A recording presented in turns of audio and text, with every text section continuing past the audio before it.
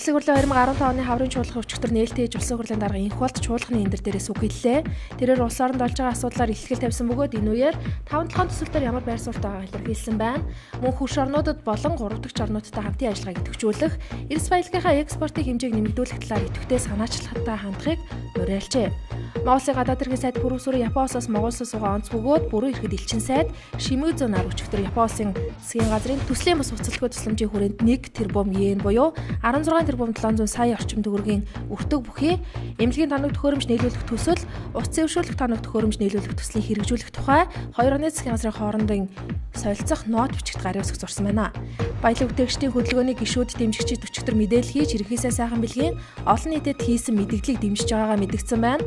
Баялаг бүтээгчдийн төлөөлөгчдөөс ерөнхий сайдын зүгээс уул уурхаад идэвхжсэн томоохон төслүүдийг урагшлуулах зоримог шийдвэр гаргасанд баялаг бүтээгчдүүд таатай хүлээж авч дэмжиж байгаагаа илэрхийлжээ. Аврах Хадбаатар сан төрийн бас байгууллага болон Шагаа холбоо эрүүл мэндийн спортын яамтай хамтран аврах гараа өсвөрийн баг наадам 6 дахь жилдээ зохион байгуулах талаар өчигдөр хэвлэлийн багвар хийсэн байна. Аврах гараа өсвөрийн баг наадам өсвөрийн үндэсний бүх сургаа харваа дааг насны уралдаан болон шагаа гэсэн дөрвөн төрлөөр явагдах юм байна. Энэ жил анх удаа шагаа орон тэмцээнийг нэмж оруулснаас гадна бүх харилцаж байгаа хүүхдүүдэд өсвөрийн цололох оруулжээ.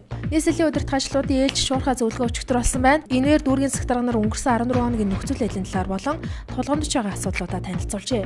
Нийслэлийн нийт дүүрэгт гарсан гэмтэргийн болон захиргааны зөрчил өмнөх 14 хоногтой харьцуулахад хаавал дүүрэгт буурсан, харин бусад дүүрэгт өссөн үзүүлэлттэй гарсан байна. Хаавал дүүргийн 13 дугаар хороонд Gravats хувьцаат компани гахаан аж ахуйд гахаан сонгуул өвчин гарч өчигдрийн байдлаар нийт 21 тороо өгсөн байна.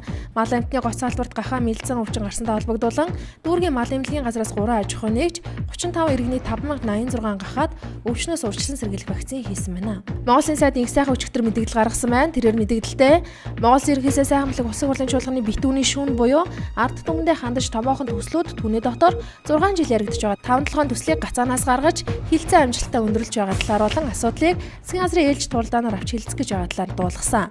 Харамсалтай чуулганы шинийн нэгний өглөө улсын хурлын дарга инх болт улсын хурлын чуулганы хуралдааныг нээж хэлсэн үгэндээ 5-7 төслийн хилцээний нөхцөл байдлыг буруу ойлгох тун хариуцлагагүй мэдээлэл хийсэн байна. Тухайлбал нэг улсын хөрөнгө оруулалтыг нийт хөрөнгө оруулалтын 3.1-ээс ихэхгүй байлгах гэсэн аюулгүй байдлын баримтлалын заалтыг зөрчиж байна гэсэн нь бодит үнд нийцэхгүй юм гэж хэлсэн байна.